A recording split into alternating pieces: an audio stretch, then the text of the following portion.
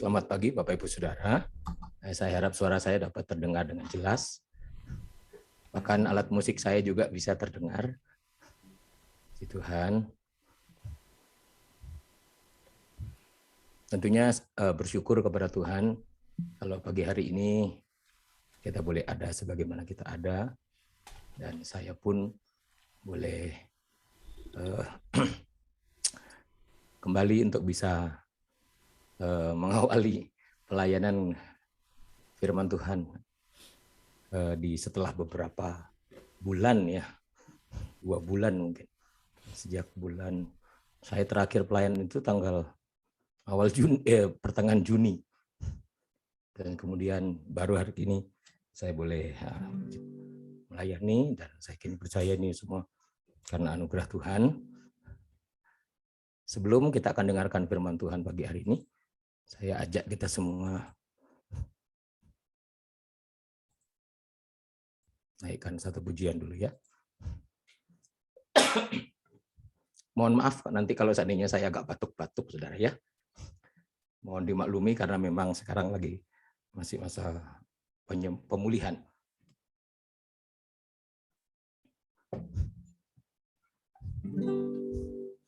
Yuk kita naikkan pujian ini. Mungkin ada yang ini lagu lama, tapi saya sangat suka lagu ini. Yesus baik, baik buat saya. Yesus baik, baik buat saya. Ku tak dapat balas kasih-Mu, Yesus. Yesus baik, baik buat saya. Amin.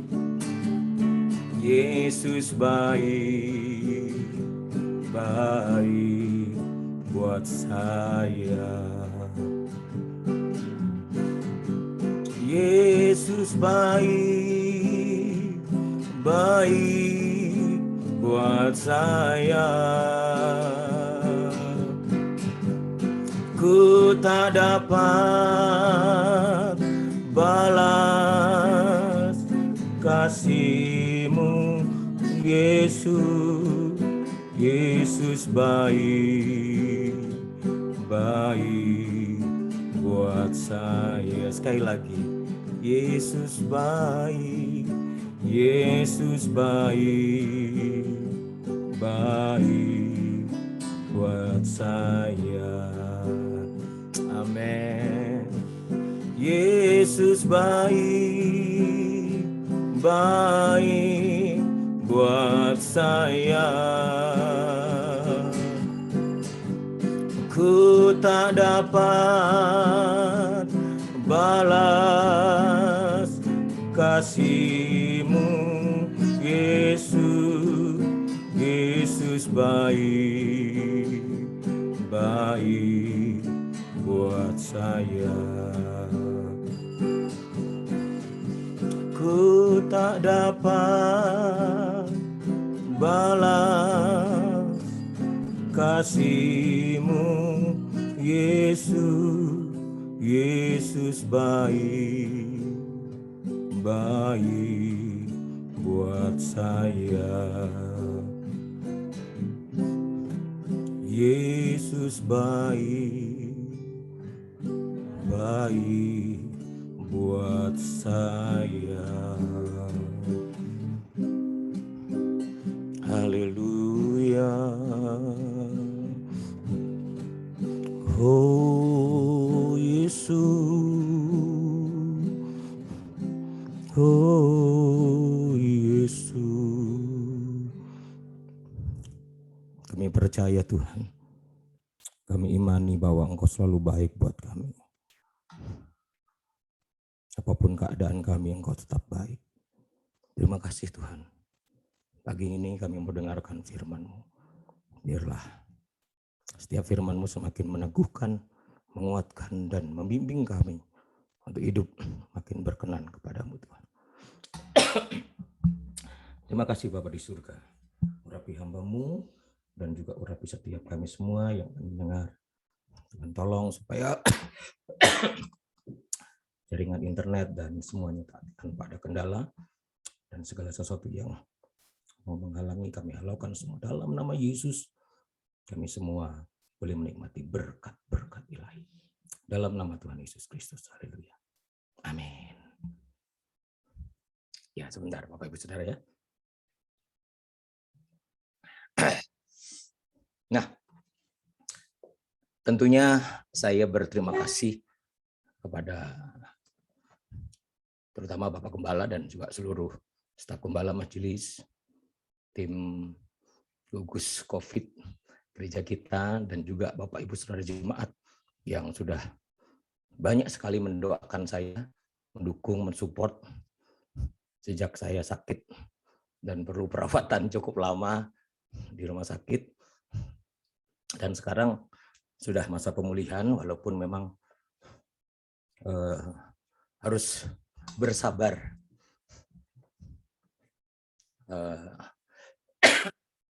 Proses pemulihannya memang cukup lama dan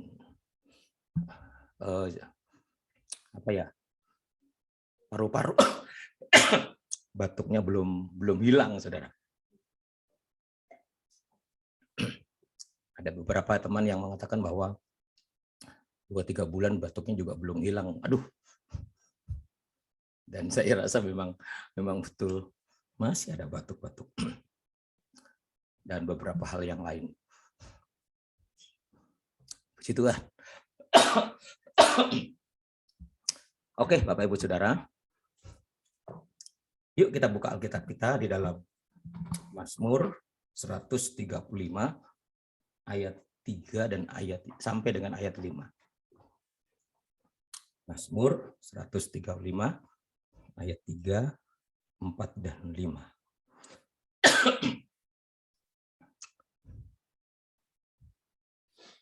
Pujilah Tuhan, sebab Tuhan itu baik. Haleluya. Bermazmurlah bagi namanya, sebab nama itu indah. Sebab Tuhan telah memilih Yakub baginya, Israel menjadi milik kesayangannya. Sesungguhnya aku tahu bahwa Tuhan itu maha besar, dan Tuhan kita itu melebihi segala Allah. Maaf, saudara.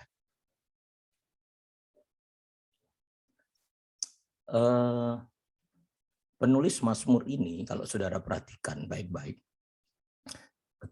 ketika penulis Mazmur ini menuliskan pujiannya, dia memuji Tuhan, Tuhan itu baik.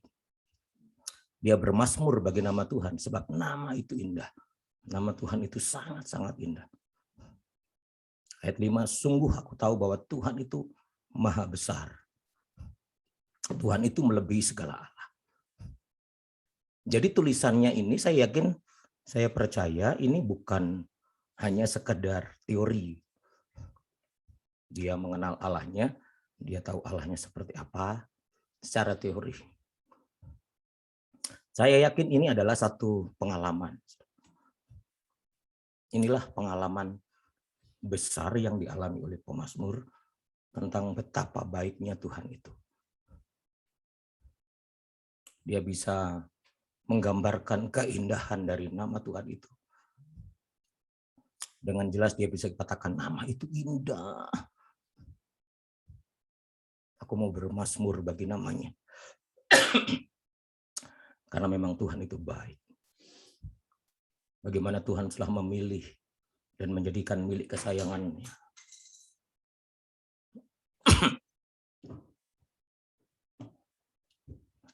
Aku tahu bahwa Tuhan itu maha besar. Betapa dahsyatnya dia. Melebihi apapun segala Allah yang disembah oleh manusia. Wow, saudara. Jadi artinya pemazmur ini benar-benar mengalami. Bukan hanya sekedar teori. Tapi dia betul-betul mengalami Betapa luar biasanya Tuhan itu. Betapa baiknya Tuhan itu. Betapa indahnya nama Tuhan itu. Betapa sayangnya Tuhan itu kepadanya. Betapa dahsyat dan maha besar. Melebihi segalanya. Ini adalah sebuah pengalaman. Satu hal yang dialami secara nyata oleh pemazmur, Bapak Ibu Saudara. Saya harap Bapak Ibu Saudara, sepanjang perjalanan iman kita, pengiringan kita kepada Tuhan, kita juga tidak hanya bicara tentang teori, banyak tahu tentang firman, tetapi kita harus mengalami firman itu. Bukan hanya banyak tahu tentang Tuhan, tetapi kita mengalami Tuhan itu secara pribadi. Sehingga kita dapat berkata bahwa Tuhan itu baik. Nama Tuhan itu indah. Tuhan itu sayang. Tuhan itu maha besar. Dan Tuhan itu melebihi segalanya. Haleluya, puji Tuhan.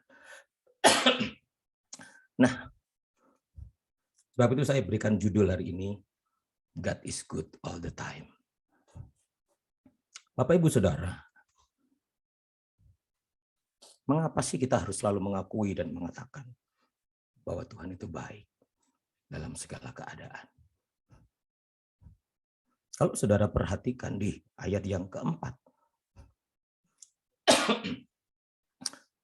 pemazmur menuliskan, sebab Tuhan telah memilih Yakub baginya. Israel menjadi milik kesayangannya. Sebab Tuhan telah memilih Yakub baginya. Israel menjadi milik kesayangannya. Secara fisik, ini menunjuk kepada Israel, bangsa Israel yang sekarang. Secara jasmani, ini menunjuk kepada bangsa Israel yang memang secara fisik ada. Dan itu sejak dari dulu Tuhan menyayangi dan memilih mereka. Tetapi secara rohani, ini berbicara Bapak Ibu Saudara dan saya. Ini berbicara orang-orang percaya. Gereja Tuhan. Ini berbicara tentang kita. Sebab Tuhan telah memilih Anda dan saya baginya. Anda dan saya menjadi milik kesayangannya. Semua orang-orang percaya menjadi milik kesayangan Tuhan. Semua orang-orang percaya itu dipilih oleh Tuhan. Nah, Bapak Ibu Saudara, kapan kita mengalami itu? Kalau saudara perhatikan, the cross of Christ, salib itu membuktikan bahwa Dia itu adalah Allah yang baik. Salib itu membuktikan kepada dunia dan juga kepada Bapak, Ibu, Saudara, dan saya bahwa memang benar God is good all the time. Dia baik dalam segala keadaan. Salib itu adalah satu bukti. Kalau Bapak Ibu Saudara perhatikan dalam Roma 8 ayat 32, dia dikatakan di sana begini, Ia yang tidak menyayangkan anaknya sendiri, tetapi yang menyerahkannya bagi kita semua. Bukankah itu adalah bukti bahwa Tuhan itu baik? Dia korbankan dirinya di atas bukit Golgota, di kayu salib itu. Dia tidak sama sekali menyayangkan anaknya. Demi Anda dan saya. Demi manusia yang mau percaya kepadanya. Bukankah itu adalah bukti bahwa memang Tuhan itu baik?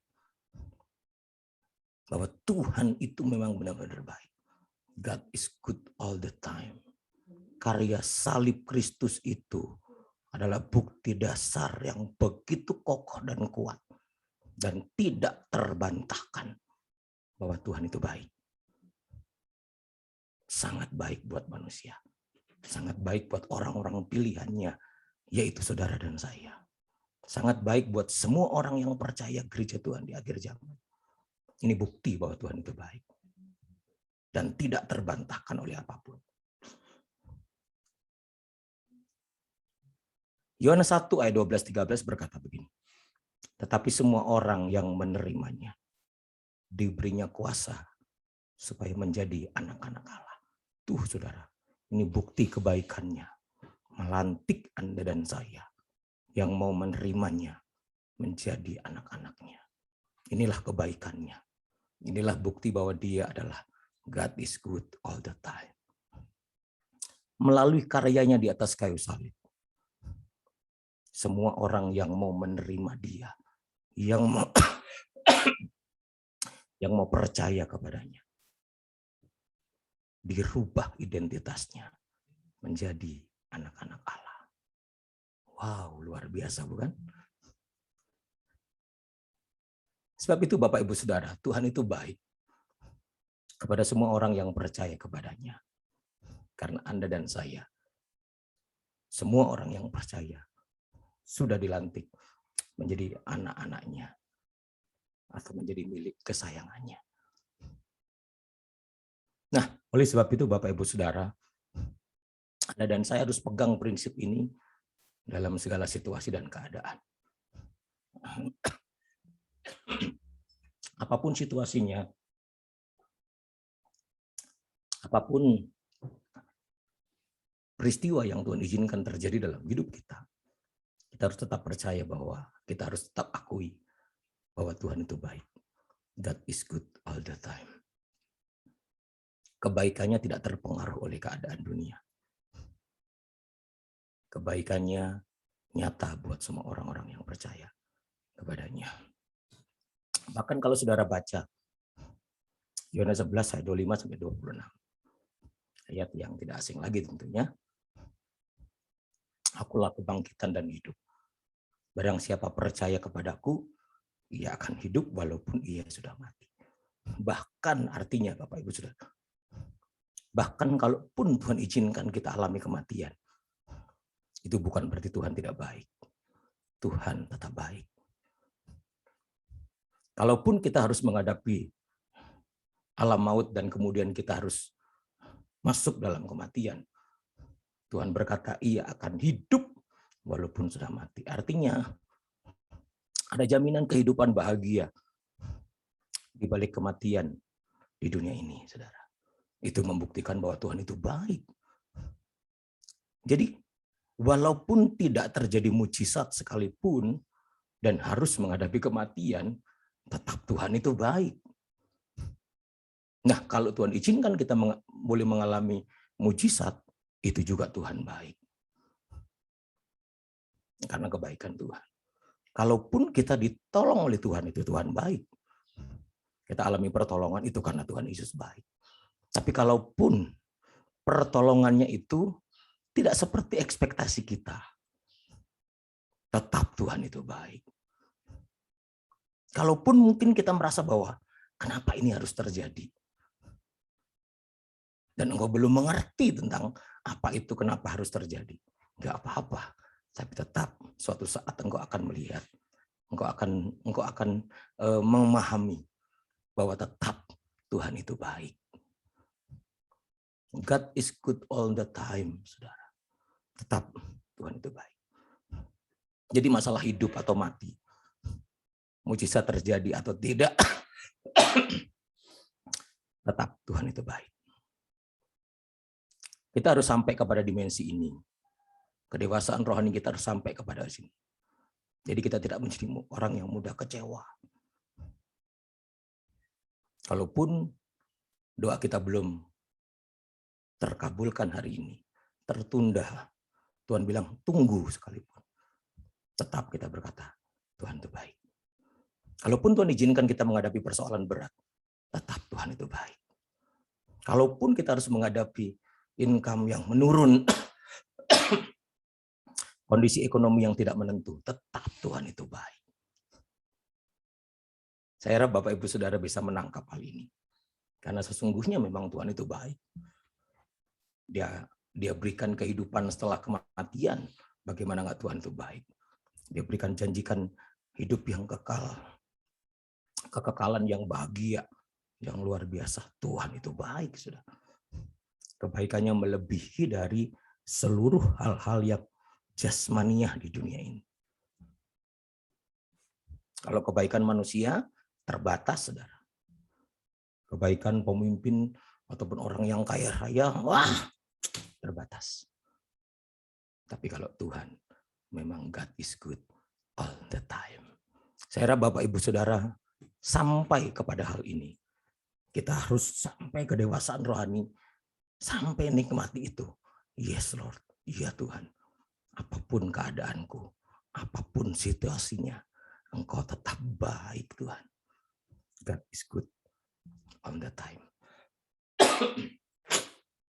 Bapak Ibu Saudara, seperti yang Bapak Ibu Saudara tahu,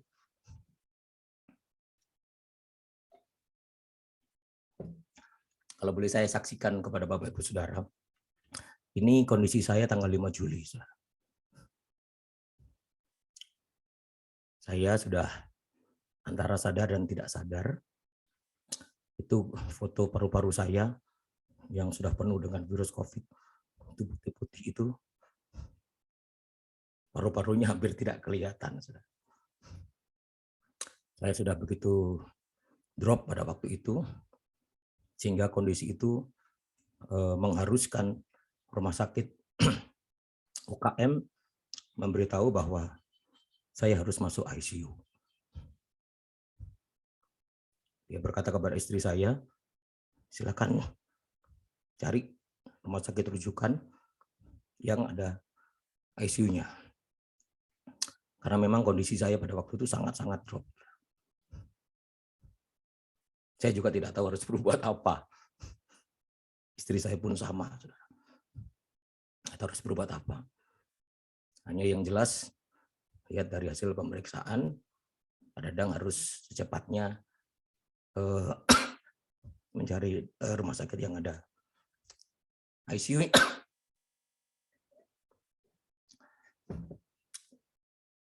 Dan pada saat itu memang ternyata gula darah saya lagi naik. Jadi ditambah lagi ternyata memang sih 2 tahun terakhir saya baru tahu bahwa gula saya nggak stabil, saudara.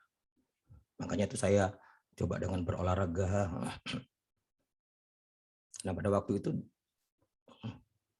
gula darah saya memang lagi tinggi, tensinya juga tinggi, jadi akhirnya bisa dibilang COVID dengan komorbid, saudara. Jadi tidak heran pada waktu itu usahakan harus ada ICU, karena mungkin dalam beberapa hari ke depan saya bisa lebih drop lagi, saudara. Tapi hari itu tidak ada, tanggal 5 Juli itu tidak ada rumah sakit yang ruang ICU-nya kosong, penuh semua.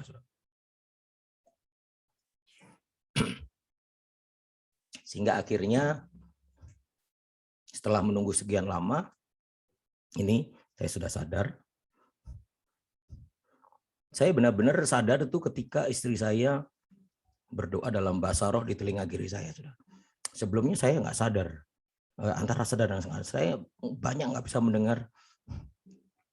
Karena memang alam bawah sadar saya itu seperti sudah lagi main dengan teman-teman saya.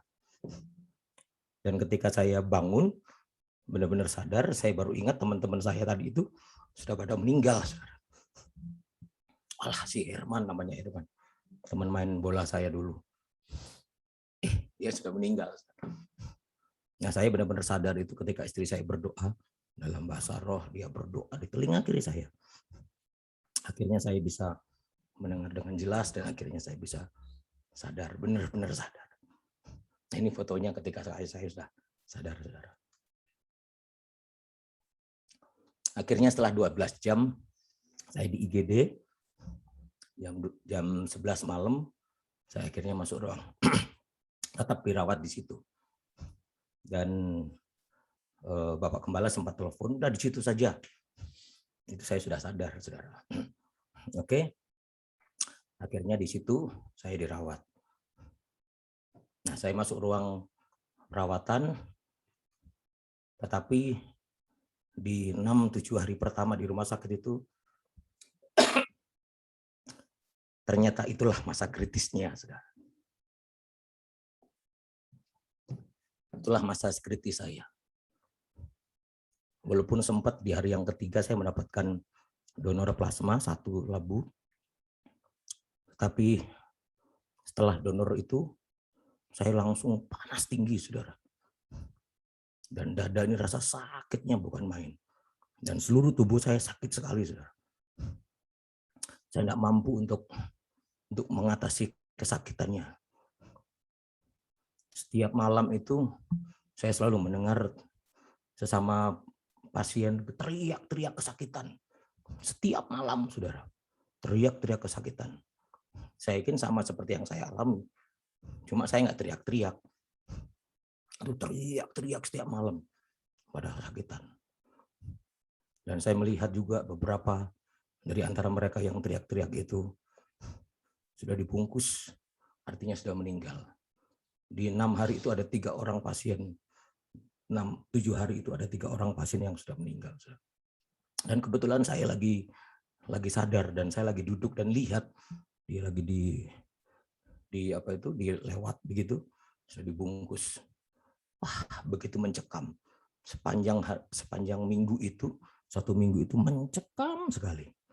Saya rasakan sakit yang luar biasa.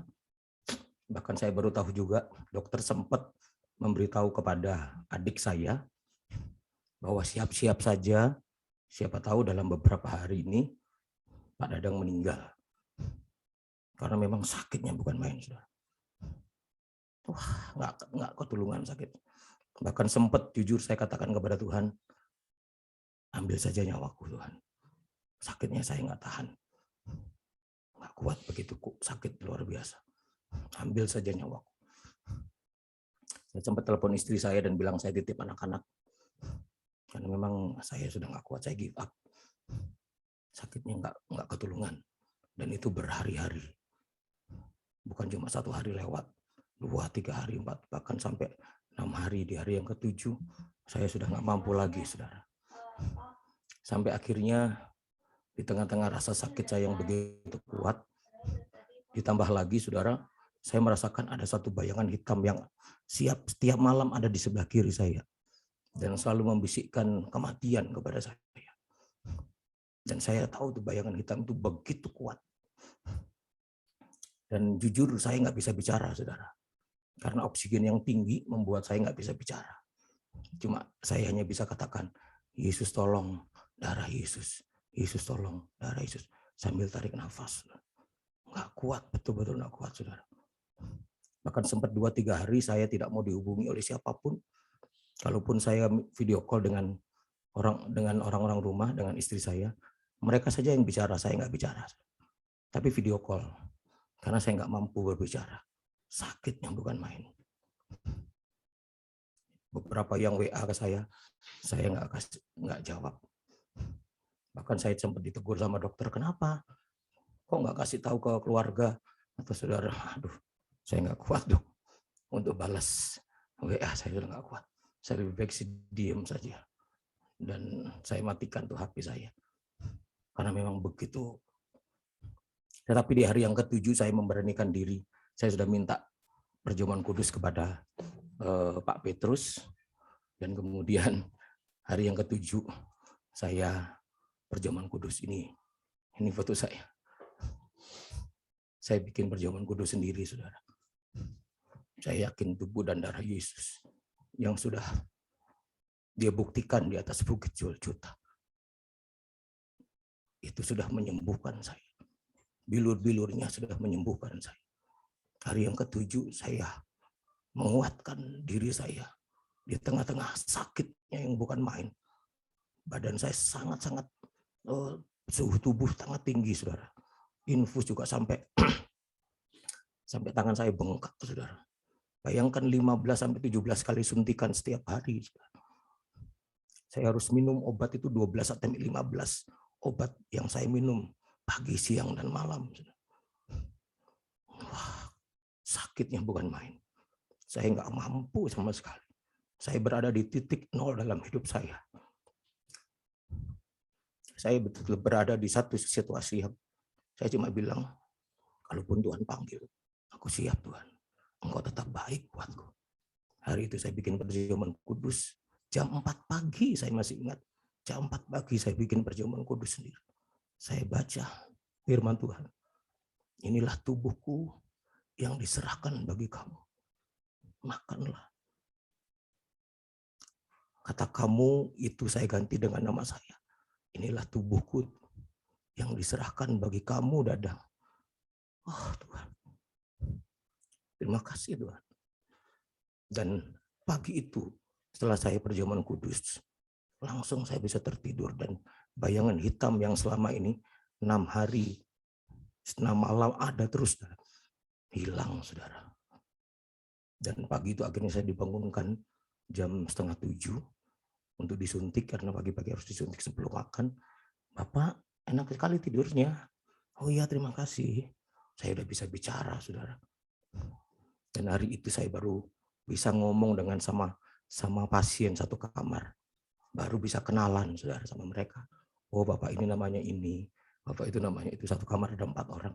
Hari itu saya baru bisa kenalan dan ngomong sama mereka. 6 hari atau 7 hari sebelumnya sama sekali saya nggak bisa bicara. Saya tahu tubuh dan darah Yesus di atas bukit Golgota itu sudah menguduskan hidup saya.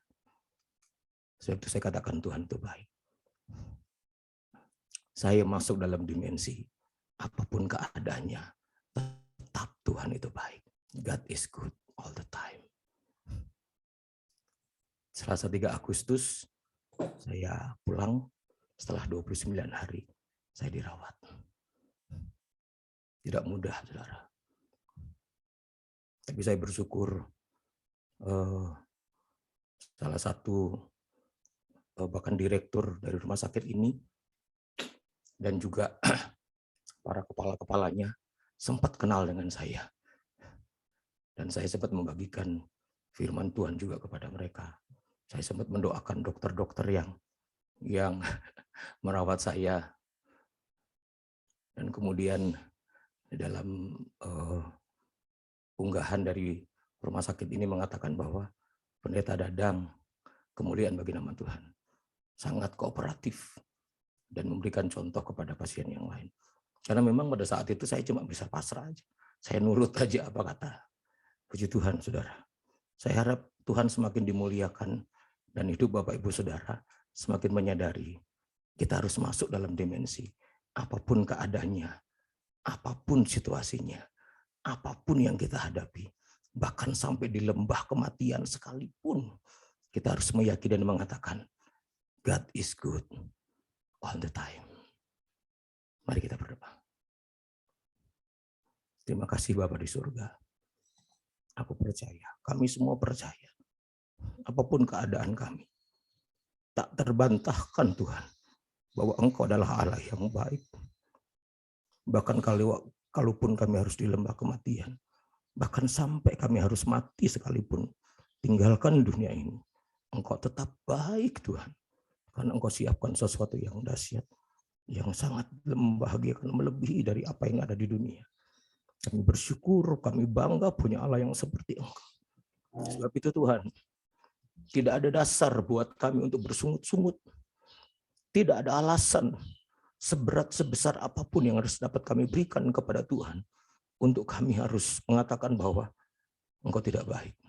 Tetapi hari ini kami mau berkata apapun keadaannya, apapun situasinya, kami harus masuk dalam dimensi kedewasaan rohani bahwa kami tetap meyakini Tuhan itu baik. Apapun situasinya, God is good all the time. Oleh sebab itu ya Tuhan, jangan biarkan umat-umat-Mu menjadi pribadi yang bersungut-sungut, tidak mau bersyukur, segala sesuatunya kurang, merasa kurang.